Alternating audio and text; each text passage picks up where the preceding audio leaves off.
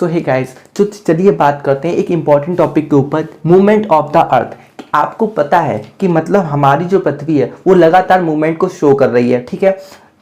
अब हमें एक क्वेश्चन आता है कि जो हमारी पृथ्वी है वो किस तरह की मूवमेंट को शो कर रही है। तो मैं आपको बता दूं कि जो हमारी पृथ्वी है वो दो तरह की मूवमेंट को शो करती है, one rotation and second one revolution, ठीक है। तो जब पृथ्वी हमारी अपनी एक्सिस पे घूमती है, अब ये एक्सिस क्या होती है, सबसे पहला क्वेश्चन ये आता है। तो देखिए मैं आपको बताता हूँ कि एक्सिस क्या होती है।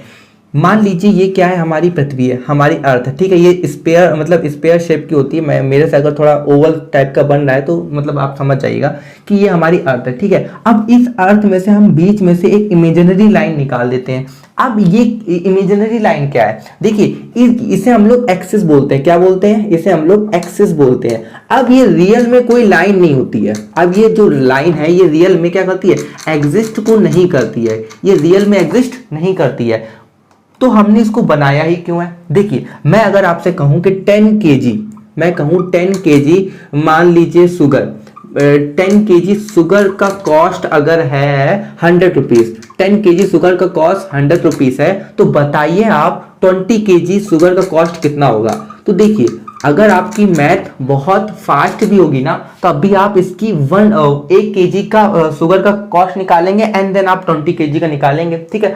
अगर आप निकाल पा रहे हैं तो मतलब अच्छी बात है, लेकिन ज्यादातर लोग जो है वो के पहले इसका 1 केजी का निकालेंगे, क्योंकि देखिए हमारा मैथ करने का कुछ तरीका है वो सिंपल इसी तरीके से होता है कि पहले हम मान लीजिए हमको कोई बताता है तो हम पहले 1 केजी का निकालते हैं एंड देन हम आगे का मतलब कैलकुलेट करते हैं। तो उसी तरीके से देखिए ये क्या है, एक स्पेयर शेप है। अब देखिए अब ये कितना घूमेगी हमको पता नहीं चलेगा, तो हमने एक इमेजिनरी लाइन मान लिया और हम उससे क्या करते हैं, मेजर करते हैं कि ये कितना घूमी है। हम ये मानते हैं कि ये क्या कर रही है, अपनी एक्सिस पे घूम रही है। जो एक्सिस है ये अपनी एक्सिस पे रोटेशन को शो कर रही है, और इस जो रोटेशन है इसकी वजह से डे एंड नाइट होता है। क्या होता है? इसकी वजह से ही डे एंड नाइट होता है, ठीक है।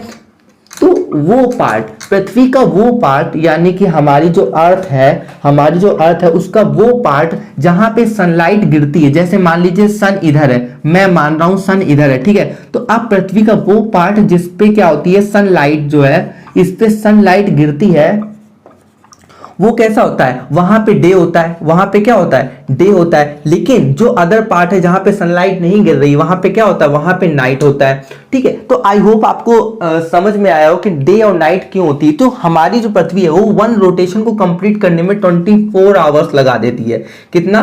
24 आवर्स लेती है, ठीक है। तो आपको ही पता है 24 आवर्स इक्वल टू 1 डे, यानी कि हमारी जो पृथ्वी है वो एक डे में मतलब एक पूरा रोटेशन को लगाने के लिए 24 आवर्स लेती है। और आपको पता है 24 आवर्स इक्वल टू 1 डे, यानी कि जब हमारा पूरा रोटेशन कंप्लीट होता है तो हमारा एक दिन कंप्लीट होता है, यानी कि डे एंड नाइट दोनों मिला के, ठीक है। तो डे कहां पे होता है, नाइट कहां पे होता है, यानी कि पृथ्वी का वो पार्ट जहां पे सूरज की किरणें गिरती हैं वो क्या होता है, वो हिस्सा डे का, मतलब वहां पे क्योंकि लाइट पड़ रही तो वहां पे डे है, जबकि जो दूसरा पार्ट है वहां पे क्या है, नाइट है, ठीक है। तो अब दूसरा क्वेश्चन ये आता है कि हमारी पृथ्वी की दो तरह की मूवमेंट को शो कर रही थी, one rotation and other revolution. तो रोटेशन की बात तो होगी, चलिए वो अपनी एक्सिस पे घूम रही है, ठीक है। और अपनी एक्सिस पे घूमते समय वो 24 आवर्स लेती, यानी कि इक्वल टू 1 डे, ठीक है। हमको वो चीज समझ में आ गई। हमको ये भी पता चल गया कि डे क्यों होता है और नाइट क्यों होती है।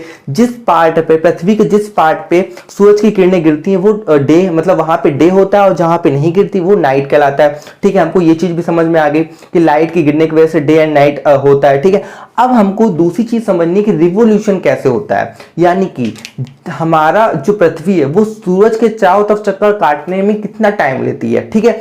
तो उसको समझाने के लिए मुझे इसको रफ करना पड़ेगा। तो मैं जैसा कि हम रोटेशन के बारे में समझ चुके थे, तो अब हम बात करते हैं रिवॉल्यूशन के बारे में। तो देखिए रिवॉल्यूशन क्या होता है। देखिए मान लीजिए ये हमारा सन है, क्या है, मान लीजिए ये जो है हमारा सन है, ठीक है। अब देखिए ये जो क्या है, यहाँ पे हमारी अर्थ में मान लेता हूँ, हालांकि हमारी अर्थ के साथ साथ और बहुत सारे प्लेनेट भी होते हैं, सोलर सिस्टम में बहुत सारे प्लेनेट होते हैं।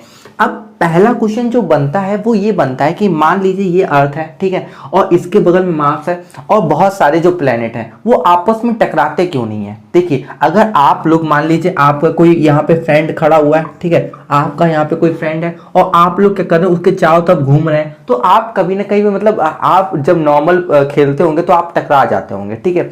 तो ऐसा यहाँ पे क्यों नहीं होता है, सोलर सिस्टम में ऐसा क्यों नहीं हो रहा था। देखिए यहाँ पे एक रीजन ये होता है कि ये जो अर्थ है ये कैसे भी मूवमेंट को नहीं शो कर सकती है। मतलब इसको अगर रिवोल्यूशन करना है ना तो इसके पास एक डिफाइंड पाथ होता है, यानी कि एक डेफिनेट पाथ होता है। अब ये इसी पाथ के अकॉर्डिंग मूवमेंट को शो करेगी। ऐसा नहीं होगा कि कभी ये यहाँ से बिल्कुल पास होकर चली जाए और कभी ये बिल्कुल दूर होकर चली जाए, ऐसा कभी नहीं होगा। तो ये जो डिफाइंड पाथ होता है इसे हम लोग क्या कहते हैं, ऑर्बिट कहते हैं। ये जो डिफाइंड पाथ आपके सामने बन के आ रहा है इसे हम लोग क्या कहते हैं, ऑर्बिट कहते हैं। क्या कहते हैं, ऑर्बिट कहते हैं। तो ये भी इंपॉर्टेंट क्वेश्चन था जो कि बहुत इंपॉर्टेंट है। अब देखिए अब आप दूसरी एक्टिविटी ये कर सकते हैं कि आप अपने एक फ्रेंड को मतलब कि मान लीजिए आप खेलने जा रहे हैं, ठीक है, आप अपने एक फ्रेंड के मतलब बहुत सारे फ्रेंड के साथ जाइए, ठीक है, एक को सेंटर में खड़ा कर दीजिए और एक लाइन मतलब एक डेफिनेट रेडियस लेके ऐसे ही गोला बना दीजिए, ठीक है, और वो यहां से रेडियस ले लीजिएगा, ठीक है।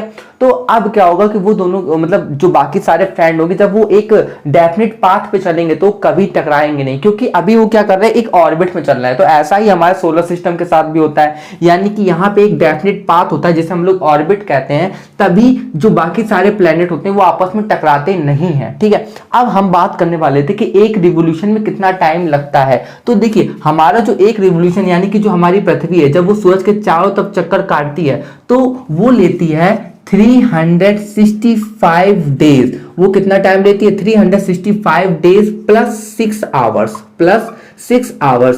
देखिए अब मतलब देखिए आप कह रहे होंगे कि नहीं हमने इतना ही टाइम सुना है 365 डेज, क्योंकि 365 डेज इक्वल टू क्या होता है, 1 ईयर होता है। क्या होता है, 1 ईयर होता है, यानी कि एक साल में 365 डेज होते हैं। लेकिन आपने ये भी सुना होगा कि लीप ईयर में क्या होता है, 366 डेज होते हैं, 366 डेज होते हैं, ये भी आपने सुन रखा होगा।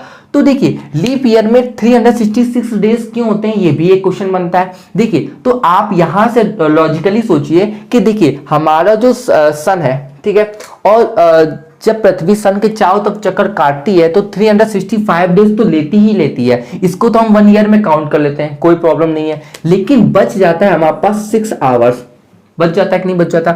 अब देखिए इसका क्या किया जाए। तो देखिए जब भी मतलब इसको एक सोचा गया होगा कि मतलब इसको कहां पे ऐड किया जाए, तो उन्होंने क्या किया, 6 को 4 बार ऐड कर दिया। 6 को कितनी बार, 4 बार ऐड कर दिया। जब आप 6 को 4 बार ऐड करोगे तो कितना आएगा, 24 आवर्स आएगा। कितना आएगा, 24 आवर्स आता है। अब आपको पता है 24 आवर्स इक्वल टू कितना होता है, 24 आवर्स इक्वल टू 1 डे होता है। कितना होता है, 1 डे होता है। हमको पता है एक दिन में 24 घंटे होते हैं, पता है कि नहीं पता। तो अब देखिए 1 डे तो आ गया, लेकिन इसको ऐड कहाँ किया जाए। तो उन्होंने क्या सोचा, फरवरी में कितने डेज होते हैं, 28 डेज होते हैं, ठीक है, फरवरी में 28 डेज होते हैं। तो उन्होंने इस 1 डे को इसी में ऐड कर दिया। जब 1 को ऐड कर दिया तो 29 डेज हो गया। और 29 डेज आपको पता है कब होता है, फरवरी में, लीप ईयर में। यानी कि और आपको यह भी पता है कि लीप ईयर 4 साल बाद आता है। जैसे 2020 क्या था, हमारा लीप ईयर था। अब लीप ईयर आप पता ऐसे कर सकते हो कि मान लीजिए कोई ईयर लीप ईयर है तो उसको अगर आप 4 से डिवाइड करोगे तो पूरा कट जाएगा। लेकिन जो साल लीप ईयर नहीं होगा, जैसे ये साल जो 2021 है, ये क्या होगा, 4 से कंप्लीटली डिवाइड नहीं होगा। जैसे मान लीजिए 2020 की अगर मैं बात करूं तो अगर मैं इसको 4 से डिवाइड करता हूं तो 4 5 जा 20 कट गया, ठीक है, और फिर 4 5 जा फिर आप लेंगे 20, तो ये भी पूरा कैंसिल हो जाएगा, यानी कि इसमें कोई रिमाइंडर नहीं बच रहा है। लेकिन अगर आप 2021 को लीजिए, 2000 अगर आप 21 को लेंगे तो ये क्या होगा, 4 से कंप्लीटली डिवाइड नहीं होगा। 4 5 जा 20 एंड 4 5 जा 20 एंड 1 क्या होगा, हमारा रिमाइंडर में बच रहा है। आई होप आपको समझ में आ गया हो कि मैं क्या कहना चाह रहा हूं, यानी कि 1 हमारा रिमाइंडर बच रहा है। तो ऐसे आप पता कर सकते हैं कि मतलब कौन सा साल लीप ईयर था और कौन सा साल लीप ईयर नहीं था, ठीक है। तो मैंने पूरा ट्राई मतलब समझाने का पूरा ट्राई किया है। आई होप आपको समझ में आया हो, और अगर आपको ये वीडियो पसंद आया हो तो प्लीज़ इस चैनल को लाइक कीजिए, ठीक है। और आपको कहीं डाउट रह गया तो उसको कमेंट करके मुझे बताइए, और आपको ये वीडियो कैसा लगा ये भी मुझे बताइएगा, ठीक है। और अगर आपको मतलब वीडियो पसंद आया हो तो चैनल को सब्सक्राइब करना बिल्कुल मत भूलिएगा। Thank you.